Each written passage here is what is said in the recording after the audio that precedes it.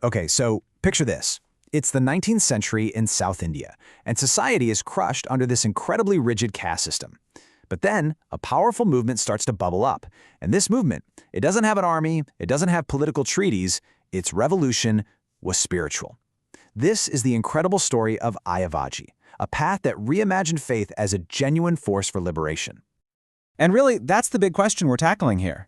Can something as personal as faith actually become a catalyst for radical, sweeping social change?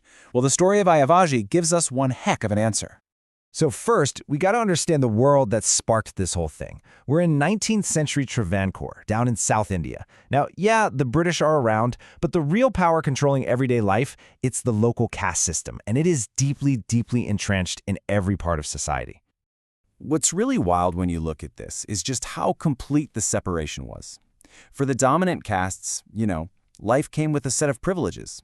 But for the marginalized communities, the system was just one of constant, grinding humiliation. We're talking forced labor, being denied even basic resources, and get this, being seen as a literal, polluting presence. And it's right into this world that our central figure, Muthu Kuti, is born in 1809.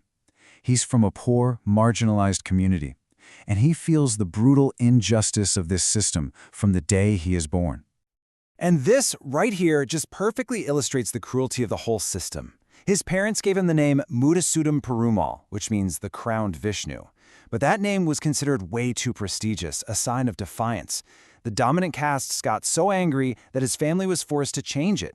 I mean, just imagine that for a second. Your very name, the identity you're given at birth, is treated like a crime.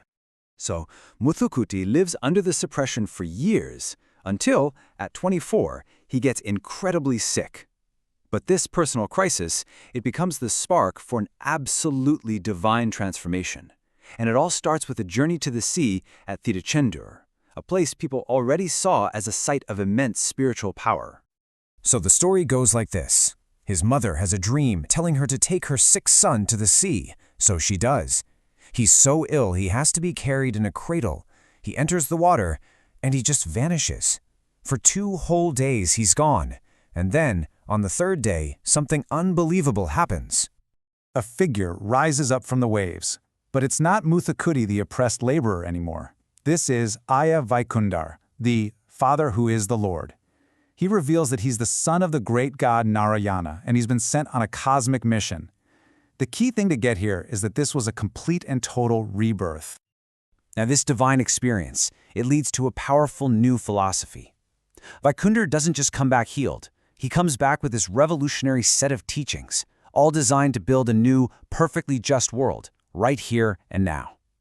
And at the absolute core of his whole philosophy is this concept called ekam. It's the idea that there's one single, supreme, indivisible divine source for everything and for everyone. So if every single person comes from that same one source, what does that mean? It means everyone is inherently, undeniably equal. Vaikundar saw history as this epic struggle. But for him, the force of darkness, Kali, wasn't some abstract demon in a myth. No, Kali was the lived reality of injustice. It was the caste system. It was corrupt rulers. He was basically teaching that evil was social. It was structural. And his mission? To destroy this Kali and bring in the Dharma Yukam, a new age of righteousness. And here's the brilliant part.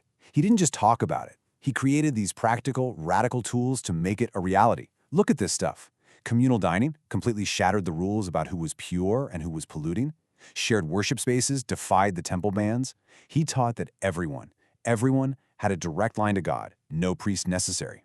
These weren't just simple rituals. They were acts of social rebellion. So the takeaway here is massive. Vaikundar took the very same structures that had been used to control and oppress people, and he flipped them completely on their head. All of a sudden, religion wasn't a justification for a hierarchy anymore. It became the engine for liberation and for self-worth. So you can probably guess what happened next. A movement that straight up calls out rulers as unjust and starts dismantling the social order, well, that's not going to go unnoticed. Vaikundar's growing influence put him on a direct collision course with the powers that be. The authorities, both the religious establishment and the political rulers, they were panicked. Vaikundar was arrested, he was thrown in prison, and he was tortured by the state of Travancore. but he refused to back down. And the thing is, his endurance, his suffering, it only made his message more powerful and strengthened the resolve of his followers. And this defiant spirit, it's baked right into Ayavaji's primary scripture, the Akala Tiratu Amanai. It's this fascinating text that mixes mythology with some seriously sharp social criticism. It directly calls out corrupt power structures as being the literal embodiment of evil on Earth. It's basically a foundational text for a spiritual rebellion. After Vaikundar passed away in 1851, his legacy didn't just fade away, it exploded. The seeds of dignity and equality that he planted grew into this powerful moral force that went on to influence major human rights struggles in the region for years to come, including the big temple entry movements. And that brings us right back to our opening question. The story of Aya Vaikundar is this incredible reminder that spirituality can be a profound, earth-shaking force for social justice. And it really makes you wonder, right? In our own world right now, where do we see that same spirit at work, challenging the systems that are designed to hold people down?